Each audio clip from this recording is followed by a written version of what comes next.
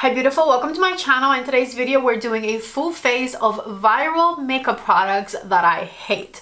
These products, for one reason or another, I have seen all over the internet. They have done their rounds, and so of course I tried them because that is what I do. I reviewed them for you and I hated them.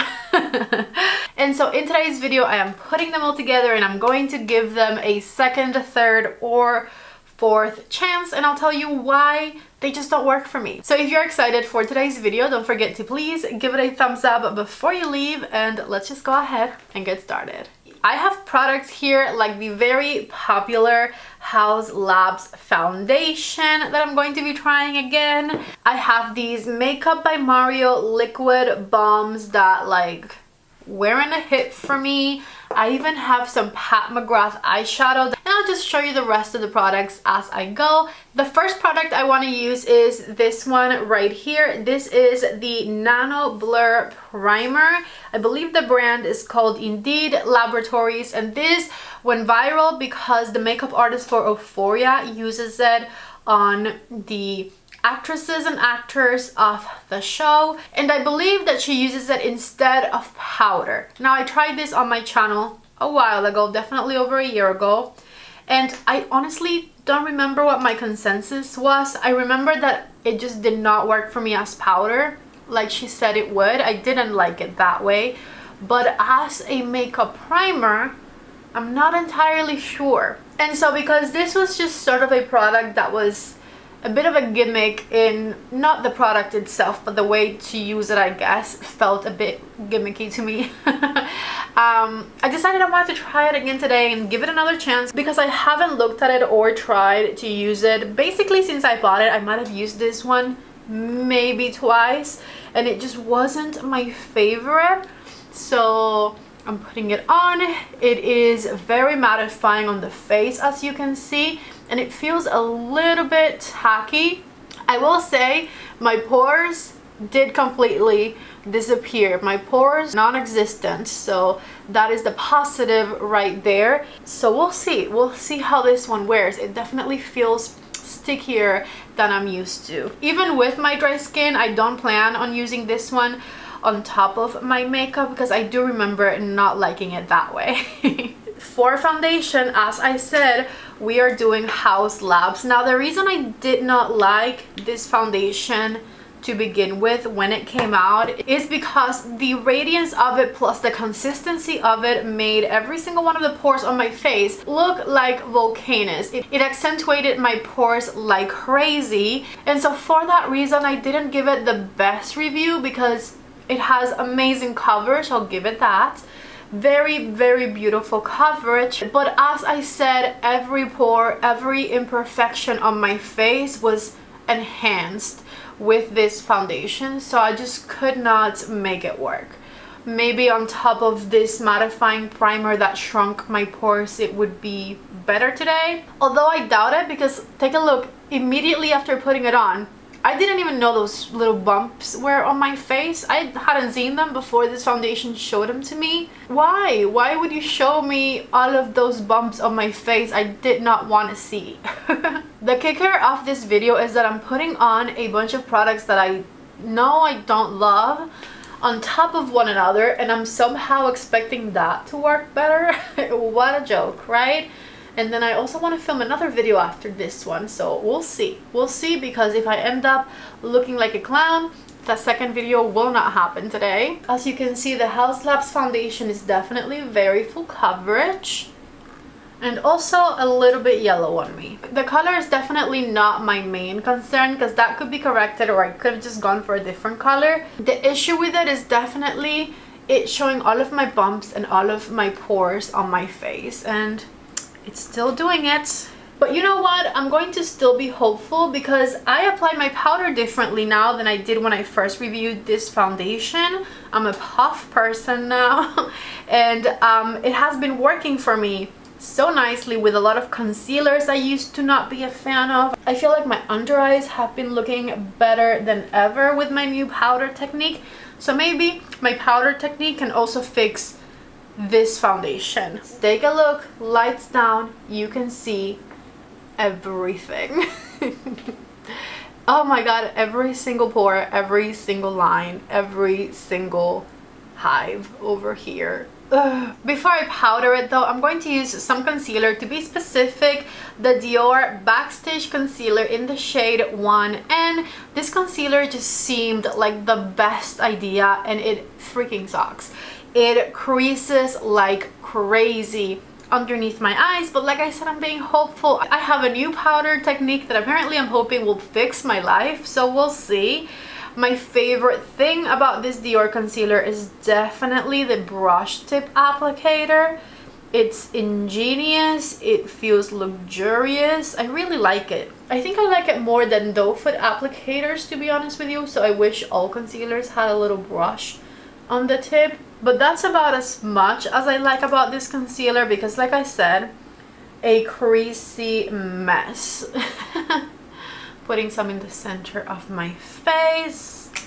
This is looking questionable. And with my sponge, I'm just going to blend it in place right under the eye. I'll give it something else. It does have a really beautiful glowy finish to it, and a medium coverage. It's the creases that drive me crazy though.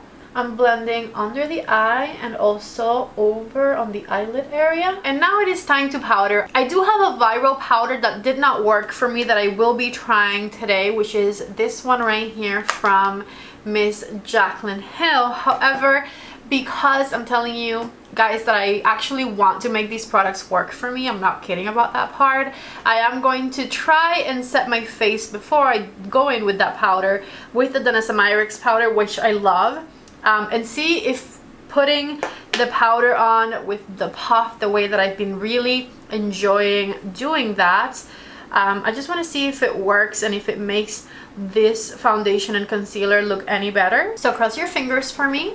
The trick to my powder technique is simple. I just have to dust off powder on my hand before I go in with it, because otherwise it would make me look very dry. And so every time I'm reaching for my powder, I am dusting it off on my hand, working it into the puff really well, and then I'm going in with it. So far it definitely helped to hide the little breakouts I had right here, but I think it's making me textured a little bit. Yeah, the foundation is looking very dry and kind of bunched up in some areas of my face. Ugh. I gotta say though, the Dior concealer is looking better than I've ever seen it look. So let me just keep going over on this side. I lowered the light so that you can see what everything is looking like so far. For some reason, there's foundation missing from my nose. I don't know where it went. It was definitely there when I started powdering, but that's besides the point. The concealer is creasing on my eyelids a little bit and underneath my eyes. It looks better than it's looked in the past for sure, because this concealer is like the biggest creasy mess ever, but it's still not perfect. Could I wear it like this? I think I could. So that makes me feel better about the Dior concealer. Now the House Labs foundation on my dry skin is the biggest hot mess in history. I just don't know how people can love it as much as they say they do. This foundation is showing my wrinkles, like that wrinkle right there. You see that little line right there? You had never seen that before. That never shows with majority of the products I try. On this side right here, you can see that it's the crustiest hot mess ever. It's showing some spots and it looks super dry and crusty and cakey. So yeah, the House Labs foundation is definitely still a no for me. I can't do it. I don't know if I can fix my nose. I don't know if I can fix that cluster thing that I have there. And it's not even that I powdered it. I powdered it extremely lightly. Before I powdered it, you saw the other issues with it, which is that it showed every single spot, every single pore. So it just, I can't make it work. I just can't. I can't make it work. And mind you, all of that was with the Danessa Myricks powder, which is amazing. I love this powder. It is incredible. But not even that powder can make the House Labs foundation work. It did do wonders for the concealer though. I'm adding whatever's left on my sponge to my nose and a little bit right there. For bronzer slash contour, I'm going to be using this right here, which I have heard people raving about. This is the Milani Liquid Contour. It is one of these like sponge tip applicator squeezy tube situations. First of all, the teeny tiny sponge doesn't even make it fun to put this on, but also I don't like the formula. I truly think it is a bit of a patchy hot mess. I'm going to add just a little bit and start blending to see if I can make it work for me. Like I said, I'm not trying to look like a clown. I'm truly trying to make these products work for me. This is the Rare Beauty stippling brush, which I cannot find on her website for some reason. And it blends liquid products like a dream. So I'm hoping that it'll make this contour slash bronzer product work from Milani. Honestly, out of all of the ones I've tried that come in this type of packaging, drugstore or high-end, this one's the worst. I haven't tried the e.l.f. one though, so I'm not sure how I feel about that one, but I just do not like this one at all. It's actually blending out nicely as I speak. I know I am talking all of my crap about it, but it is blending nicely right now. I am being very careful to apply and immediately after application blend it out so that it doesn't have any time to dry, in case that's an issue, you know. And like I said, this stippling brush really works wonders for cream products. That looks okay. I like it. Let's do the forehead. Ooh, I think I was a bit too confident on the forehead. I think I might have added a bit too much. We'll see. Maybe that's the issue I had with it. Maybe I was just not applying it correctly. However, I do enjoy the application process on the rest of them that I have more than this one. The Tarte one is better. The Charlotte Tilbury one is better. The Makeup Revolution one I've heard amazing things about. Maybe I just have to continue to apply a very, very minimal amount of it, because when I apply a little bit too much, that's when it gets very, very messy. I think I can make it work today though. A little bit on my jawline. I'm really trying not to leave a super harsh line anywhere. I'm going back with the sponge a bit just to blend it better on my forehead and right here. I still don't love it. You can definitely make it work as you can see, but I just don't know that it's worth all the effort, you know? On my nose, I'm just going to blend it with a little brush. Like I said, that Milani one, I can definitely make work, but I just don't know that it's worth all the effort. And honestly, you know how I do my makeup usually. You know I've looked better. Although a lot of this might also have to do with the House Labs foundation. The blush I'm going to use today along with the House Labs foundation is what inspired this whole video. The blush I'm going to be applying is the Dior Rosy Glow blush in the shade Rosewood, which I just do not like. I don't like the shade of it. It's like a bit too red for me. The undertone looks kind of weird on my complexion, and it's also a bit of a not the most blendable kind of formula. I'm going to grab a Refer number 5 brush, which is my favorite blush brush because it's so soft. And I'm just going to grab a bit of this one and then just add it right on top of my cheekbone here, blend it into my contour from Milani. And here is how it's looking. I think the issue I have with it is that I cannot make it look soft because of the red tone that it has. I was expecting it to be a bit more mauvey pinky rather than this like reddish peachy shade. And it's not like there's any other shade in this line that speaks to me at all.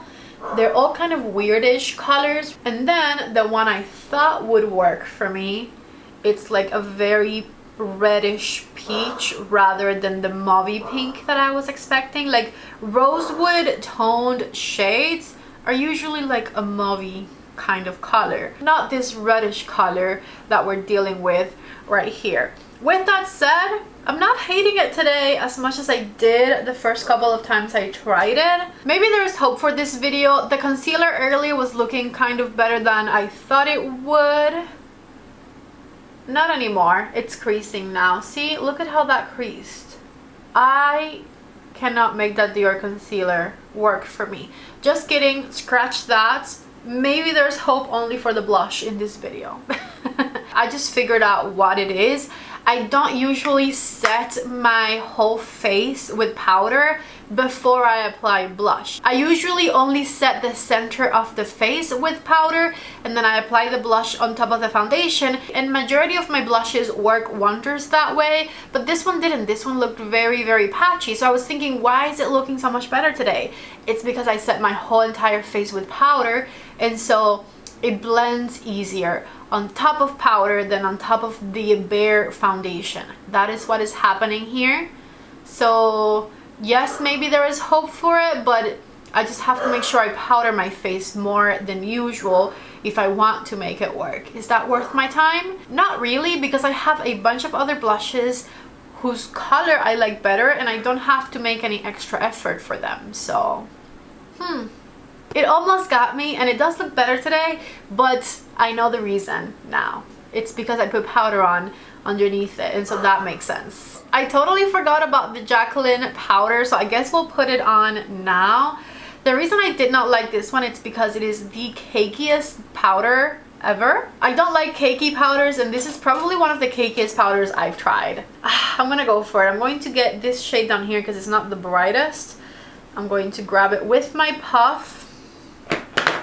I'm scared. I'm going to puff it off on my hand and see if that helps. And then I'm going to apply it right underneath my eye here. It's also kind of obnoxiously bright. This one's not even the brightest color in here. These two are brighter. And look at how bright this one looks on my face. I'm powdering it off right here, and I'm going back. I'm going to add a bit right underneath my cheekbones just to have that cut cheek powder experience, and a little bit in the center of my forehead to make myself even. This video is making me realize how much I hate to do a ton of powder and how much I hate to have a fully matte face. Anyways, with this Sigma setting powder brush, this is the Sigma F12, which is super, super soft. I'm just going to buff off any excess powder, and the same thing right under my eyes here. The House Labs foundation was already making me look cakey, so this just was the cherry on top. I am a mummy now. I look dehydrated AF. Oh my goodness. Okay, I don't think I'm going to be doing that second video after all. I look like a hot mess. These spots right here are like fully out now, like the foundation went away from on top of them for some reason. Wow. I'm gonna show you with my phone because the iPhone camera is super cool, so you can see what a monstrosity this is. Oh my god. I will say the iPhone camera also enhances texture, but the texture is definitely there. Take a look right here at what my face looks like right now. Are you disgusted? Because I am. I definitely am. Our next viral makeup product is this highlighter right here from Valentino. This is at Sephora. The price of this is $205. I would have never purchased this for myself. I'm going to just throw that out there. This was thankfully sent to me, but I do not want you to waste your money on it because, and there is other Valentino products I love, like the foundation and the concealer. You guys know I'm obsessed with those, but this, I mean, if it had a regular price, yes, why not go for it? The formula is not horrible or anything, but $205 for a highlight, a mini lipstick, and a chain? I think that's ridiculous. So anyways, it does look very pretty, my highlighter drawer. Let's go ahead and put it on. The highlighter formula is okay. I definitely feel like it's one of these highlighters that can enhance my texture a little bit. Yeah, you can see right there. So it's not my favorite formula of highlighter either. It's like a regular highlighter formula. Most of them do the same. Most of them look similar. And so spending $205 on this is scandalous to me. Don't do it. We still have eyes and lips to go, and at the end of the video I will tell you if any of these products redeemed themselves, if I see myself going back for any of these.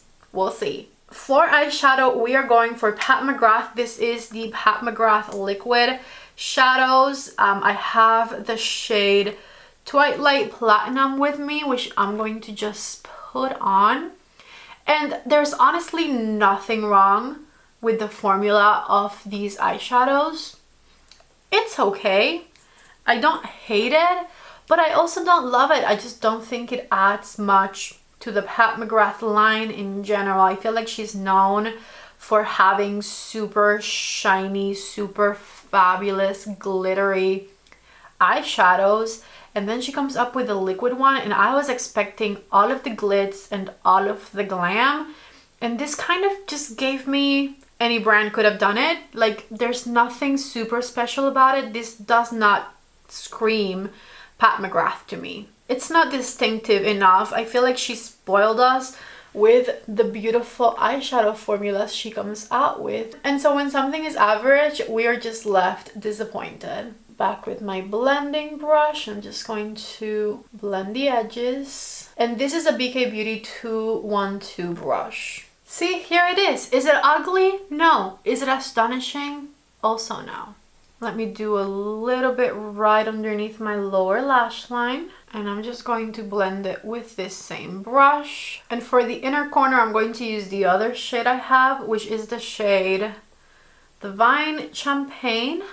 I just grabbed a random eyeliner and put it in the waterline just to kind of finish up this eye look. I do have a mascara that is super viral, super hyped, and I do not like it. And it is this mascara right here from Charlotte Tilbury. This is the Pillow Talk Push Up Lashes Mascara.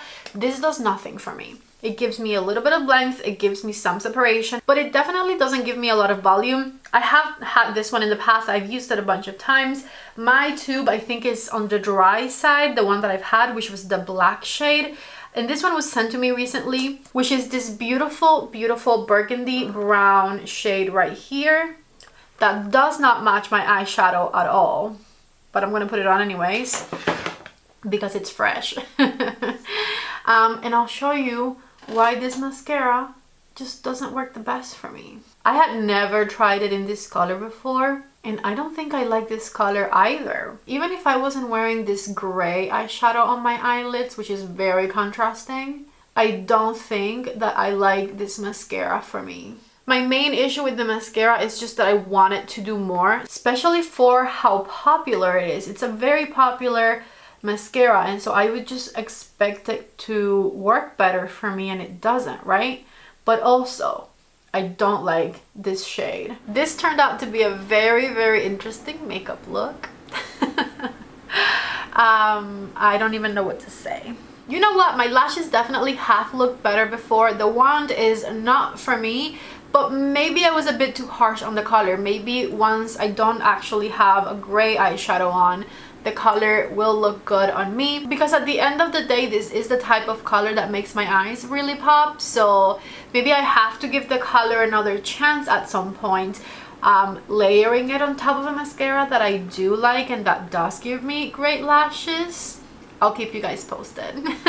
For lip liner, we're doing this one here from Buxom.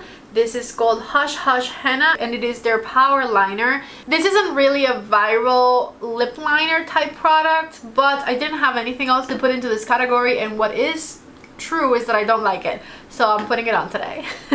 There's something about how dry this one feels. I don't find that it glides the best on me. It almost feels like I'm trying to line my lips with a Crayola.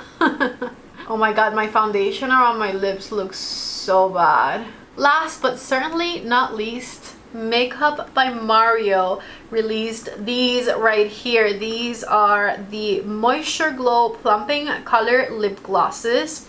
I have a couple of shades of it. I'm going to use Soft Blush today. Oh my god, I look so bad. Which matches the lip liner perfectly. There is a positive. These are very juicy and they do feel very balmy on the lips. My issue with them is that they don't look even on the lips and they tend to kind of separate. You can see right here in the center that it's like starting to bunch up, and I just applied it right there. And so after you have them on for a while, it looks kind of like glossy patchy, if that makes any sense, and it kind of separates in weird places. Plus it's not a long-lasting product. I don't know, they just didn't work for me. You know what I really love from the Mario lip line? The balms. He has these balms that are incredible. I highly recommend those, but I would skip on these. Honestly, thank you guys so much for coming with me on this journey of retrying makeup products that I hate. Did any of them redeem themselves? Definitely not the foundation.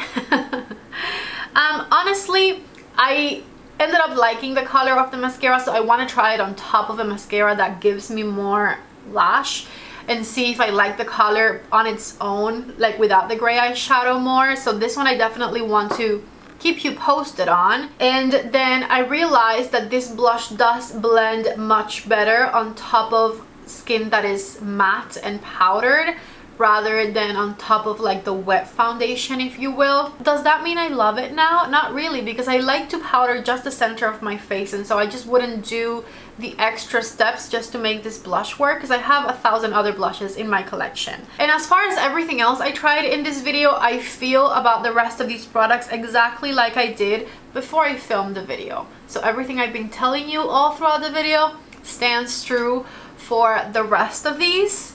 None of them are going to become favorites of mine, and a lot of these are very likely to be decluttered soon. One more thing, as you saw, I started the video with my brows on, and the brow products that I use are products that I absolutely love from Rare Beauty, and I didn't want to try any products I have hated in the past for my eyebrows because I just couldn't handle having bad makeup and bad eyebrows in the same video. That was just a bit too much for my heart. I am only human, so I did my eyebrows the way I like to do my eyebrows, and then I let everything else be a hot mess. If you guys like this video, please give it a thumbs up before you leave. I cannot wait to hear your comments down below. What do you think about this crusty skin around my mouth? Don't forget to please subscribe to my channel if you're new here. Usually I'm talking about products that I love, not products that I hate, but I like to make these videos every once in a while. So subscribe before you leave. I love you all so much. Thank you for watching, and I hope to see you back in the next one. Bye.